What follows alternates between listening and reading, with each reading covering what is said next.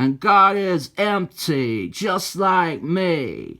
Alright, this is Justice Society of Superheroes, number 10, by John Jeffries. And as you can see from this cover, this issue is about Superman, but this is the Tragic Kingdom version of Superman. I'll get on to how much I hate Tragic Kingdom later, but on the surface, I have got no problem with bringing in this version of Superman and putting him on the Justice Society as like a stand-in for Golden Age Superman.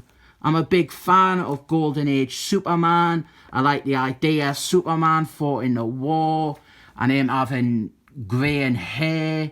And Tragic Kingdom Superman, he fills the criteria of being an hard man Superman. What's happened is, he has shown up in the main DC universe, and now the Justice Society of Superheroes, they're working out what to do with him. There is so many members of this iteration of the Justice Society of Superheroes. That is one of the problems. They didn't all get much breathing space. And then we've got characters like Starman from the League of a Superman. But my main problem with the issue is the indulgence of having Alec Rose do all the cutaways to Tragic Kingdom. It breaks the flow of the comic to switch artists and art styles this dramatically, and I'd much rather see another artist's interpretation of these lousy Alec Rose redesigns. I didn't like Tragic Kingdom. I think it is an overrated pile of shit. It is miserable, go nowhere industry resentment from Martin Quaid, plastered on top of art that I'm meant to think is brilliant just because it is painted. The story is rubbish. It is just the same sort of miserable shite Kurt Busey does, where he passive-aggressively criticises any comics or any ideas that are not within his own personal nostalgia. It's absolute shite. This issue, I would consider this issue better than whatever you think the best part of Tragic Kingdom is, and I think this issue is just alright. A lot of it is standing around, talking about what is happening and reacting to a second Superman showing up. And then the comic picks up right here.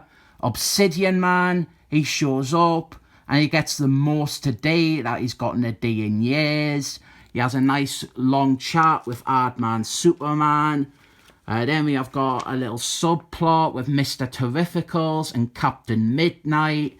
And I think Captain Mid-Nite, he might be ill because he is coughing. Maybe he has got the AIDS virus, the one that Northman had in the 80s. The strain of the AIDS that's only symptom seems to be coughing every panel. But then Hardman Superman, he hears something and he runs away following it. And the Justice Society of Superheroes, they all try to stop him and restrain him. But ridiculously, he overcomes all of them. And I reckon that's a bit much. But you see, he is running off to stop a girl from jumping off a building and committing suicide. That is nice of him. And it does a good job of making it easy for me to just pretend that this is Golden Age Superman and not the mopey Tragic Kingdom version. We end with some teasers like Batman learning about this new version of Superman. Then we've got Supergirl dealing with a new Superman. And then on the next page, we've got the two Flasks, Wally West and the one with the funny art. They use their magic treadmill to try and travel to the Tragic Kingdom reality, and then setting up a villain. With this comic, I feel I can squint enough to enjoy it and ignore all the rotten stuff. I have never been into Tragic Kingdom, and DC's pathetic attempts to push characters and teams into that direction is a pet peeve of mine.